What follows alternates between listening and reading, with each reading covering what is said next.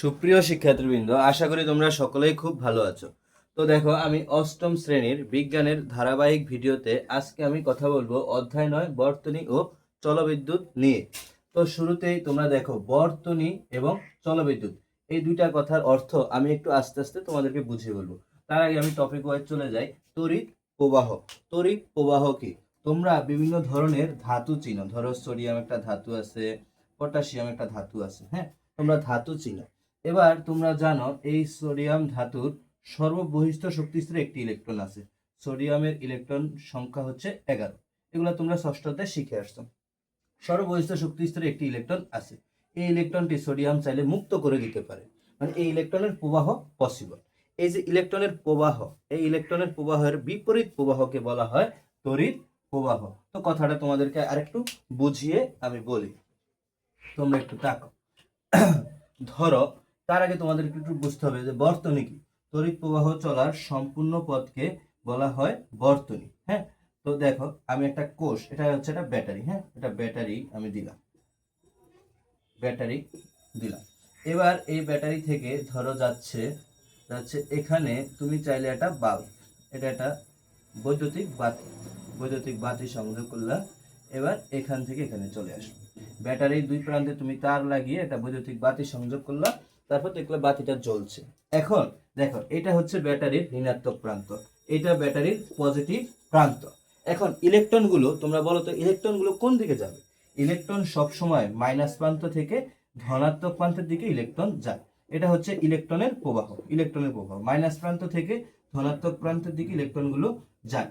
কিন্তু কিন্তু তড়িৎ প্রবাহ কি? ইলেকট্রন প্রবাহের বিপরীত প্রবাহ, মানে অবশ্যই তড়িৎ প্রবাহ ধনাত্মক আধান থেকে যা বিপরীত আধানের দিকে মিলিত হয়। ধনাত্মক আধান থেকে আধানের এই প্রবাহকে বলা হয় তড়িৎ প্রবাহ।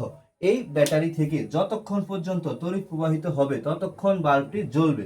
তোমরা বলো না ব্যাটারির চার্জ শেষ, আসলে চার্জ নয়, ব্যাটারি থেকে যে ধনাত্মক আধান প্রবাহটা শেষ।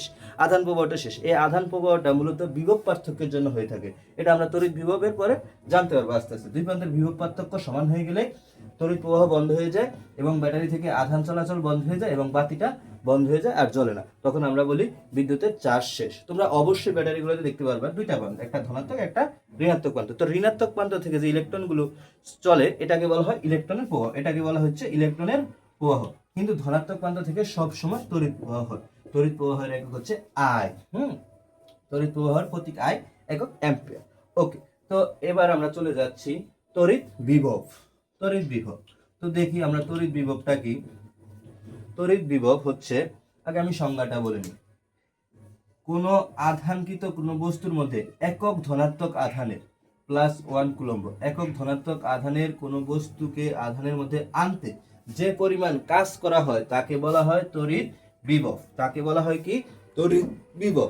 তো তড়িৎ প্রবাহ বুঝতে পারলে আধানের প্রবাহকে তড়িৎ প্রবাহ বলে। তড়িৎ বিভব বুঝতে পারলে একক ধনাত্মক কোনো বস্তুর আধানকে কোনো বস্তুতে আনা বা কোনো ধনাত্মক আধান থেকে কোনো ধনাত্মক আধানের মধ্যে একক ধনাত্মক একক ধনাত্মক আধান, মানে এখানে কুলম্ব দ্বারা একক বোঝানো হয়েছে, এটা তোমরা বড় ক্লাস উঠলে বুঝতে পারো। কুলম্ব একক ধনাত্মক আধানের কোনো বস্তুকে, চার্জিত কোনো বস্তুকে চার্জিত একটা কেন্দ্রের মধ্যে আনতে যে পরিমাণ শক্তি প্রয়োজন হয় তাকে বলা হয় তড়িৎ বিভব। এবার ওহমের সূত্রতে আমরা চলে যাব, রোধটা বলে নেই। আর ওহমের সূত্রতে গেলে তোমরা বিভব পার্থক্য সম্পর্কে বিস্তারিত বুঝতে পারবে। এবার রোধ, তড়িৎ প্রবাহ চলার সময় তড়িৎ প্রবাহ ধরো এখান থেকে, ধরো তড়িৎ প্রবাহ চলছে এখান থেকে, ধরো এতটুকু চলছে। তড়িৎ প্রবাহ চলার সময় পরিবাহী যে ধর্মের জন্য তড়িৎ প্রবাহতে বাধাপ্রাপ্ত হয় তাকে বলা হয় রোধ। এটাকে আমরা রোধ বলি, হ্যাঁ। রোধের একক হচ্ছে ওহম। পরিবাহীর যে ধর্মের জন্য এখানে আসলে তড়িৎ প্রবাহটা কি হয়? বাধাপ্রাপ্ত হয়। বাধাপ্রাপ্ত হয়ে তারপর এখানে ধরো, এখানে যদি থাকে 10 এম্পিয়ার কারেন্ট, এখানে এসে কারেন্টটা ধরো 5 এম্পিয়ার হলো। এই যে 5 এম্পিয়ার বাধা দিছে কে? ওহম বা রোধ, এটাকে বলা হয় রোধ। তাহলে পরিবাহীর যে ধর্মের জন্য বিদ্যুৎ প্রবাহে বাধাপ্রাপ্ত হয় তাকে বলা হয় কি? রোধ। তাকে বলা হয় কি? রোধ। আশা করি তোমরা রোধ ক্লিয়ার, বিভব ক্লিয়ার এবং তড়িৎ প্রবাহ ক্লিয়ার। তোমাদের ক্লাস 8 লেভেলে এই অধ্যায়টি শুধু বেসিক ক্লিয়ার হলেই হবে। আস্তে আস্তে তোমরা যখন বড় হবে তখন এটা সম্পর্কে বিস্তারিত তোমরা জানতে পারবা। তো দেখো এবারে আমাদের টপিক হচ্ছে ওহমস ল বা ওহমের সূত্র। খুব গুরুত্বপূর্ণ একটা কথা, এবং ওহমের সূত্র দ্বারা একটা সূত্র হয়, এই সূত্র থেকে তোমাদের ম্যাথও আসতে পারে, বৃত্তি পরীক্ষায় ম্যাথ আসতে পারে। তো দেখো ওহম কি বলছে। ওহম বলছে, সূত্রটা আমি না লিখি, আমি বলি, তোমরা একটু খাতায় নোট করে নিও। ওহম বলছে নির্দিষ্ট পরিবাহীর কোনো তারের, ধরো এই একটা পরিবাহীর তার, নির্দিষ্ট পরিবাহীর কোনো তারের এই তারের বিভব যদি হয় ভি এ, এই তারের বিভব যদি হয় ভিবি, ভিবি, ভি এ হচ্ছে এই প্রান্তের বিভব, ভিবি হচ্ছে এই প্রান্তের বিভব, তাহলে ভি এ যদি বড় হয় তাহলে এটার বিভব পার্থক্য ভি ইকুয়াল টু কি হবে, V A minus V B.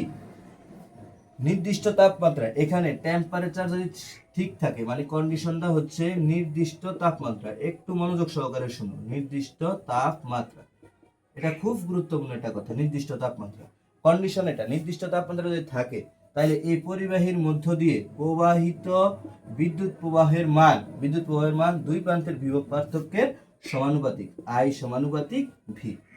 এই সমানুপাতিক চিহ্ন উঠানোর জন্য এখানে একটা সমান চিহ্ন এবং আই ইকুয়াল টু ভি আর, এই সূত্র ইউজ করা হয়।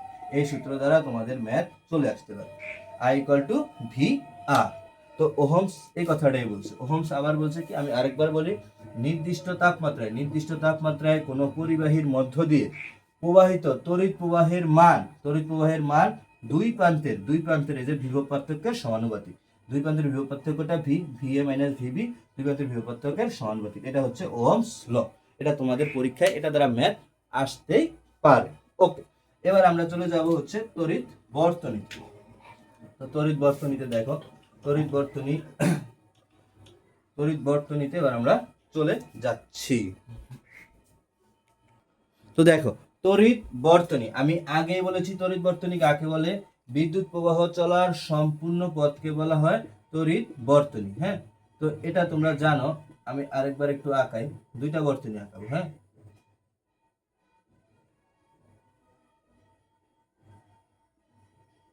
দেখো তড়িৎ বর্তনী, তো তড়িৎ প্রবাহ চলার মানে এখান থেকে তড়িৎ প্রবাহ শুরু হয়ে এখান থেকে চলে এসে আবার এখানে এসে শেষ হয়।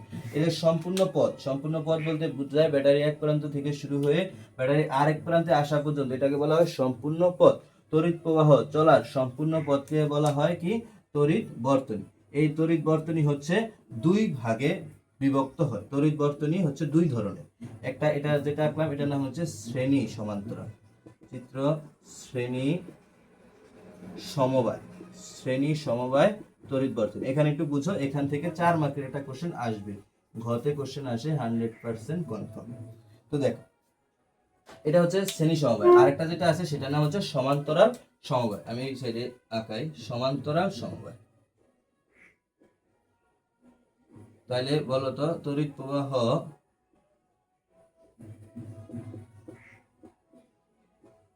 তোমরা এগুলো একটু মন মতো দিও, সমস্যা নেই, 4টা দাগ দিলেই হলো। তড়িৎ প্রবাহ, তড়িৎ বর্তনী, হ্যাঁ তড়িৎ বর্তনী কয় ধরনের, একটা শ্রেণী সমবায়, একটা নাম হচ্ছে সমান্তরাল সমবায়, সমান্তরাল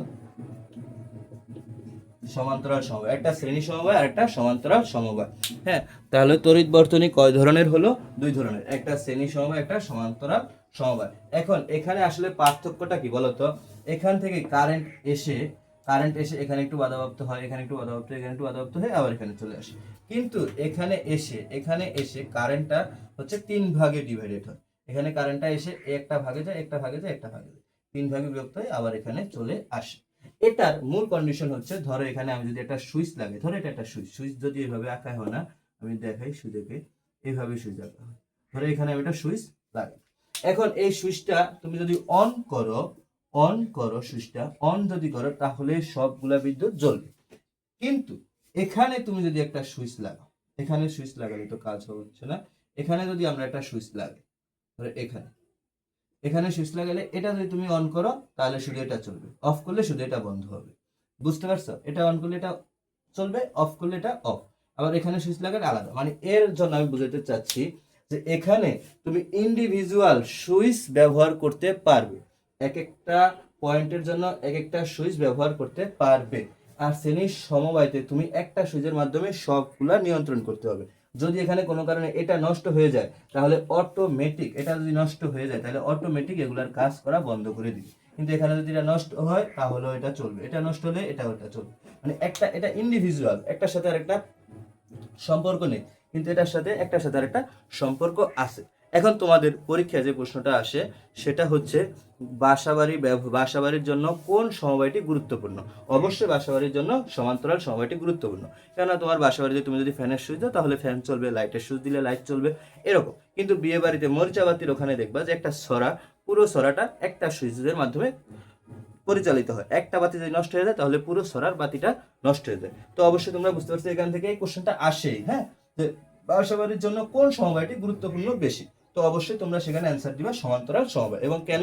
কারণ সমান্তরাল সমবায়টা আমরা ইন্ডিভিজুয়ালি ব্যবহার করতে পারি, শ্রেণী সমবায়তে আমরা এটা ইন্ডিভিজুয়ালি ব্যবহার করতে পারি না। এটা ঘ নাম্বারে 100% চলে আসবেই, এটা বৃত্তি পরীক্ষায় আসেই, এটা আমি বলে দিতে পারি, তোমরা এটা লিখে রাখো। তো আরেকটা কথা আমি যেটা বলতে ভুলে গেছি, তড়িৎ প্রবাহ। তড়িৎ প্রবাহ মূলত দুই ধরনের, এই কথাটা আমার মিসিং হয়ে গেছে, সরি। তড়িৎ প্রবাহ হচ্ছে দুই ধরনের। তড়িৎ প্রবাহ দুই ধরনের। একটার নাম হচ্ছে এসি কারেন্ট আর একটা ডিসি কারেন্ট। ডিসি মানে ডাইরেক্ট কারেন্ট, এসি মানে অল্টারনেটিভ কারেন্ট। এসি কারেন্ট হচ্ছে এরকম ভাবে চলে, আর ডিসি কারেন্ট যেটা ডিরেক্ট চলে। হ্যাঁ, এসি কারেন্ট অল্টারনেটিভ ভাবে চলতে পারে, আর ডিসি কারেন্ট একমুখী প্রবাহ। এটাকে একমুখী প্রবাহ বলে, বাংলা এটাকে বলা হয় একমুখী প্রবাহ। কিন্তু এটা একবারে এই দিকে যাচ্ছে, একবার এই দিকে যাচ্ছে, এটা হচ্ছে দ্বিমুখী প্রবাহ। দেখো, একবার উপরের দিকে যায় আবার নিচের দিকে নামছে, এটা হচ্ছে দ্বিমুখী প্রবাহ। জিনিসটা আমার বলতে ভুলে গেছে। তড়িৎ প্রবাহ দুই ধরনের, একটা এসি একটা ডিসি। ইংরেজি হচ্ছে অল্টারনেটিভ কারেন্ট, এটার ইংরেজি হচ্ছে ডিরেক্ট কারেন্ট। অর্থ হচ্ছে দ্বিমুখী প্রবাহ, এটার অর্থ হচ্ছে একমুখী, দ্বিমুখী বা বহুমুখী বলা হয়। হ্যাঁ, আর এটা একমুখী প্রবাহ। এতটুকু কথা। এবার একটা লাস্ট টপিক, অ্যামিটার ও ভোল্টমিটার। এটা একদম খুব সিম্পল টপিক, অ্যামিটার। হ্যাঁ, অ্যামিটার হচ্ছে মানে এমন একটা যন্ত্র, অ্যামিটার, এইভাবে অ্যামিটার তুমি আঁকতে পারো। হ্যাঁ, এইভাবে এঁকে এই অ্যামিটার একটা যন্ত্র। এই অ্যামিটার যন্ত্র দ্বারা কি হয়? বিদ্যুৎ প্রবাহ মাপা হয়। অ্যামিটার মানে কি হচ্ছে অ্যামিটার। হ্যাঁ, এটাকে ধরো এ দিলাম, এটা অ্যামিটার, একটা অ্যামিটার। আর এটা ধরো ভোল্টমিটার। সেম ভাবে এটা তুমি যদি ভি দাও, ভোল্টমিটার। হ্যাঁ, ভোল্টমিটার দ্বারা হচ্ছে ভোল্টেজ মাপা হয়, অ্যামিটার দ্বারা হচ্ছে বিদ্যুৎ প্রবাহ মাপা হয়। কোনো বর্তনীর যে যন্ত্র দ্বারা কোনো বর্তনীর ভোল্টেজ মাপা হয় তাকে বলা হয় ভোল্টমিটার। যে যন্ত্র দ্বারা কোনো বর্তনীর তড়িৎ প্রবাহ মাপা হয় তাকে বলা হয় অ্যামিটার। আশা করি খুব সহজে এবং ছোট করে এই সম্পূর্ণ অধ্যায়টি আমি তোমাদের সামনে আলোচনা করতে সক্ষম হয়েছি। এতটুকু অংশ যদি তোমরা পড়ে যাও তাহলে এখান থেকে তোমরা অবশ্যই একটা সৃজনশীল অ্যান্সার করতে পারবে। বৃত্তি পরীক্ষায় তোমাদের বিজ্ঞানে 50 মার্ক, একটা সৃজনশীল না আসলেও তুমি এখান থেকে মিনিমাম 5 থেকে 6 মার্ক তুমি পেয়ে যাবে। তো শুরুতেই এই যে আরেকটা কথা বলা বাদ আছে, বর্তনী ও জলবিদ্যুৎ। জলবিদ্যুৎ মানে যে বিদ্যুৎ চলমান। তোমরা পরে ক্লাস 9 উঠলে তোমরা পাবা স্থির বিদ্যুৎ একটা অধ্যায়, জলবিদ্যুৎ একটা অধ্যায়। তো যেখানে বিদ্যুৎ চলমান তাকে বলা হয় জলবিদ্যুৎ। বিদ্যুৎকে এটা বুঝতে পারছো, বর্তনী মানে বিদ্যুৎ প্রবাহ চলার সম্পূর্ণ পথকে বলা হয় বর্তনী। বিদ্যুৎ কি? আধানের প্রবাহকে বলা হয় তড়িৎ প্রবাহ। তড়িৎ মানে বিদ্যুৎ। ইলেকট্রন প্রবাহের বিপরীত দিকে প্রবাহ হচ্ছে তড়িৎ প্রবাহ। ওকে, তো আশা করি এই পর্যন্ত ক্লিয়ার। তড়িৎ প্রবাহ, আধানের প্রবাহকে তড়িৎ প্রবাহ বলে। বিভব হচ্ছে কি? একটি চার্জিত বস্তুর মধ্যে একক ধনাত্মক আধানযুক্ত একটি চার্জকে নিয়ে আসে যে পরিমাণ পরিশ্রম করে তাকে বলা হয় কি? বিভব। রোধ কি? পরিবাহীর যে ধর্মের জন্য বিদ্যুৎ প্রবাহ বাধাপ্রাপ্ত হয় তাকে বলা হয় রোধ। ওহমের সূত্র কি? নির্দিষ্ট তাপমাত্রায় কোনো পরিবাহীর মধ্য দিয়ে প্রবাহিত তড়িৎ প্রবাহের মান ওই পরিবাহীর দুই প্রান্তের বিভব পার্থক্যের সমানুপাতিক। তড়িৎ বর্তনী কি? বিদ্যুৎ প্রবাহ চলার সম্পূর্ণ পথকে বলা হয় তড়িৎ বর্তনী। অ্যামিটার কি? তড়িৎ বর্তনীতে যেই যন্ত্রের সাহায্যে বিদ্যুৎ প্রবাহের মান নির্ণয় করা হয় তাকে বলা হয় অ্যামিটার। ভোল্টমিটার কি? বর্তনীতে যে যন্ত্রের সাহায্যে ভোল্টেজ নির্ণয় করা হয় তাকে বলা হয় ভোল্টমিটার। আশা করি এতটুকু অংশ তোমরা ক্লিয়ার। তো আজকের মতো এই পর্যন্তই থাক। পরবর্তী ভিডিও দেখার আমন্ত্রণ জানিয়ে আজকের ভিডিওটি এখানে সমাপ্ত করলাম। সবাই ভালো থাকো, সুস্থ থাকো।